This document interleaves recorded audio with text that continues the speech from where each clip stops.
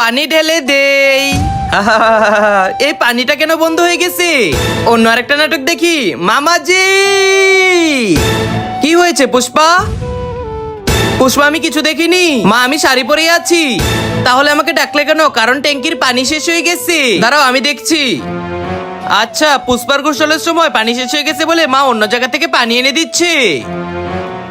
মা কত ভালো। যদি আমার জায়গায় যদি খুশিও থাকতো তাহলে আমি এটাই করতাম। মা, পুষ্পা, আমি এসে গেছি। I love you Mamaji, I hate you Mamaji. তোমাকে গোসল করাতে করাতে আমারও গোসল করার ইচ্ছা জেগেছে। তো করে ফেলেন না মা, আমি আমার কাপড় নিয়ে আসি তারপর গোসল করব। মা, আপনি আসেন।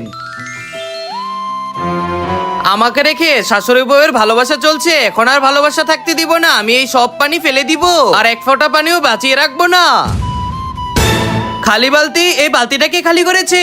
অ্যাক্টিং করার আর জায়গা পাও না পুষ্পা, বালতিটা খালি করে দিলে। আমার এই আল্লাহর ঘরটিকে ভালোবাসছে, লাইক সাবস্ক্রাইব করে দাও।